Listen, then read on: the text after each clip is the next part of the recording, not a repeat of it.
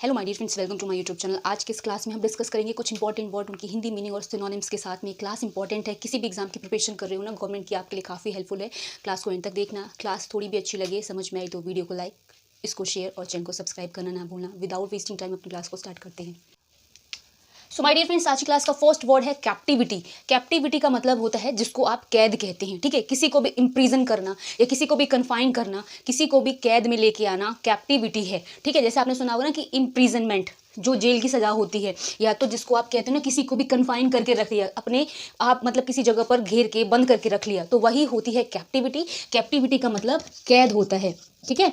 Next word है abjure. Abjure का मतलब होता है किसी भी चीज़ को जब हम त्याग देते हैं, रिनंस कर देते हैं या उसको फोरसेक कर देते हैं। आपने सुना होगा एक स्टेटमेंट, फॉर गॉड सेक। आपने बहुत बार सुना होगा टीवी में, कहीं पर भी, तो क्या बोलते हैं उसको हिंदी मतलब क्या होता है कि भगवान के लिए इसको छोड़ दो, या फिर ऐसे कोई भी ऐसी स्टेटमेंट जिसमें आपको कोई चीज़ त्यागनी हो, उसको छोड़नी हो, तो उसको रिनंस, फोरसेक या आप एब्ज्योर कह सकते हो। हिंदी में क्या होता है, त्यागना होता है। नेक्स्ट वर्ड है सीज। सीज मतलब किसी भी चीज़ को ख़त्म करना, समाप्त करना। जैसे आपने उसको आप टर्मिनेट करना भी कह सकते हो। आपने सुना होगा कि ऑफिस में गए और टर्मिनेशन लेटर मिल गया। टर्मिनेशन लेटर मतलब उस जॉब को अब ख़त्म करा जा रहा है, उसको ख़त्म एंड करा जा रहा है। तो किसी भी चीज़ को टर्मिनेट करना मतलब उसको समाप्त करना, एंड करना। जैसे आपने मूवी देखी होगी तो उसमें लिखा आता है दी एंड, यानी ये चीज़ यहाँ पे अब ख़त्म हो गई, तो वही होती है सीज। सीज मतलब समाप्त या ख़त्म होता है, जिसको आप टर्मिनेट एंड कह सकते हो, मतलब ख़त्म होना या करना, ठीक है। नेक्स्ट वर्ड है डिलिबरेटली। डिलिबरेटली का मतलब है जब आप कोई भी चीज़ इंटेंशन के साथ में करते हो, जानबूझकर सोच समझ के जो चीज़ करी जाती है, वो डिलिबरेटली कहते हैं। जिसको आप पर्पसली भी कह सकते हो या इंटेंशनली भी कह सकते हो, जो चीज़ें जानबूझकर करी जाए, ठीक है। इसका मतलब क्या होता है, जानबूझकर। जानबूझकर करी हुई चीजें पर्पसली, इंटेंशनली या डिलिबरेटली कहलाती है, ठीक है। अब देखो, तो फिफ्थ वर्ड है फैसाइल। फैसाइल मतलब जो चीजें इजी एंड सिंपल हो, जिसको हम क्या कहते हैं, आसान हो, सुगम हो आपके लिए, जो चीज में डिफिकल्टी ना हो, वो फैसाइल होती है, ठीक है। फैसाइल का मतलब क्या होता है, इजी एंड सिंपल, यानी जो चीजें सरल हो, जो चीजें आसान हो। नेक्स्ट वर्ड है बीनीथ। एंड बीनीथ बहुत ही कॉमन वर्ड है। बीनीथ, बिलो, इंफीरियर, डाउन, ये आपने सुने होंगे, जिसका मतलब होता है जो चीज़ें नीचे की ओर हो, ठीक है। जो चीज़ें नीचे हो उसको हम बीनीथ कहते हैं, बिलो कहते हैं, अंडर कहते हैं, इंफीरियर कहते हैं, ये सारे वर्ड्स यूज़ करते हैं। बीनीथ का मतलब होता है नीचे। नेक्स्ट वर्ड है ल्यूक्रेटिव। ल्यूक्रेटिव वो चीज़ें होती है जो काफ़ी फ्रूटफुल हो, जो प्रोडक्टिव हो, जो आपके लिए यूज़फुल हो, जो चीज़ें लाभप्रद हो, वो ल्यूक्रेटिव होती है, ठीक है। जो फलदायक लाभप्रद चीज़ें होती है वो ल्यूक्रेटिव है, जिससे आपको कोई फ़ायदा हो, ठीक है। जो चीज़ें प्रोडक्टिव हो, फ्रूटफुल हो, यानी लाभप्रद हिंदी में कहते हैं।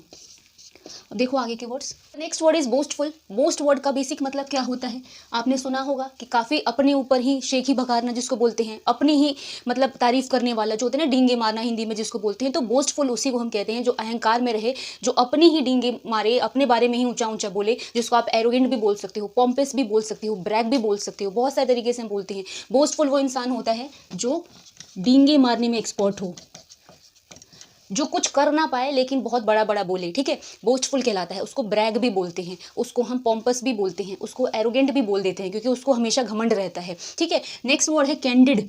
कैंडिड का मतलब आपने सुना होगा कि वो काफ़ी स्ट्रेट फॉरवर्ड पर्सनैलिटी है, यानी जो उसके मुंह में है वो सामने बोलता है, ठीक है। यानी फ्रैंक होना, आउटस्पोकन होना, स्ट्रेट फॉरवर्ड होना कैंडिड कहलाता है, ठीक है। कभी भी बिल्कुल जो सीधे तौर पे स्पष्ट बोलने वाला होना, उसको हम कैंडिड कहते हैं, ठीक है। जिसको हम कह सकते हैं स्पष्ट बोलने वाला,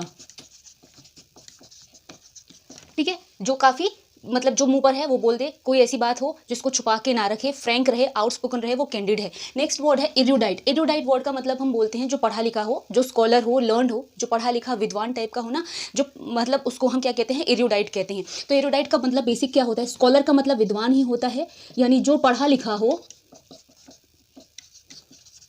वो एरियोडाइट कहलाते हैं। नेक्स्ट वर्ड है फ्रेगमेंट। फ्रेगमेंट आपने पढ़ा होगा, कोई भी पार्ट, कोई भी पोर्शन जिसको हम हिस्सा कहते हैं, किसी भी चीज़ का छोटा सा हिस्सा फ्रेगमेंट कहलाता है।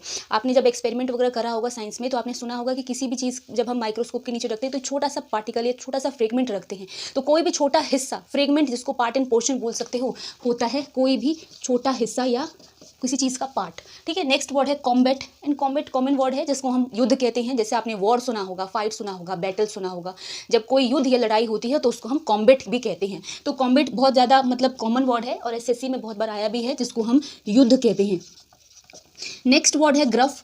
अब आपने सुनी होगी कई लोगों की आवाज़ बहुत मधुर होती है और उसका अपोजिट कई लोग बहुत कर्कश टाइप के बोलते हैं, काफ़ी र्यूड, या फिर उसको हम क्या कह सकते हैं, हार्श बोलते हैं, या तो होर्स भी बोलते हैं। ये जो होर्स वॉइस होती है, काफ़ी मतलब कानों में चुभने वाली कर्कश सी जो आवाज़ होती है, वो ग्रफ कहलाती है। ठीक है, तो हार्श, र्यूड या होर्स, जिसको हम कर्कश कहते हैं, वही क्या है, ग्रफ है। ठीक है, नेक्स्ट है आइडेंटिकल। आइडेंटिकल मतलब जो एक समान हो, हूबहू हो, एग्जैक्टली सेम, आइडेंटिकल, अलाइक, बहुत सारे तरीके से बोलते हैं। आइडेंटिकल होना मतलब किसी के समान होना, हूबहू उसी की तरह होना होता है, तो इसको हम क्या कहते हैं, समान। इस समान को आप किसी ऑब्जेक्ट या किसी पदार्थ से मत करना, समान मतलब अलाइक, सेम, यूनिफॉर्म होता है, एक जैसा होना। ठीक है, एक जैसा। अब देखो आगे के words. Word is industrious. Industrious word का मतलब काफ़ी परिश्रमी या मेहनती है, जिसको हम क्या बोलते हैं, यूजुअली हम बोलते हैं बहुत हार्ड वर्किंग पर्सन है। ठीक है, तो अगर आप उसको डिलीजेंट बोलो, लेबोरियस बोलो, ठीक है, तो या तो आप इंडस्ट्रियस बोलो, तो सेम मतलब होता है, यानी काफ़ी परिश्रमी या मेहनती क्या कहलाते हैं, इंडस्ट्रियस कहलाते हैं। नेक्स्ट वर्ड है सरप्लस। आपने सुना होगा मार्केट में कि एक एक्स्ट्रा चार्ज दिया जा रहा है या सरप्लस अमाउंट दी जा रही है आपके बिल में, तो सरप्लस का मतलब अतिरिक्त होता है, यानी जिसको आप एक्सेस भी बोल सकते हो, एक्स्ट्रा भी बोल सकते हो, या फिर आप बोल सकते हो बहुत ज़्यादा भी बोल सकते हो, अबंडेंस भी बोल सकते हो। वैसे सरप्लस, जैसे आपने सुना होगा कि इस बिल में सरप्लस अमाउंट ऐड करके आई है, यानी इसके अतिरिक्त भार लगा है, तो सरप्लस का प्लस से आप जोड़ सकते हो कि कोई चीज़ को जोड़ी गई है, उसमें एक्स्ट्रा डाली गई है, जिसको आप अतिरिक्त कहते हैं।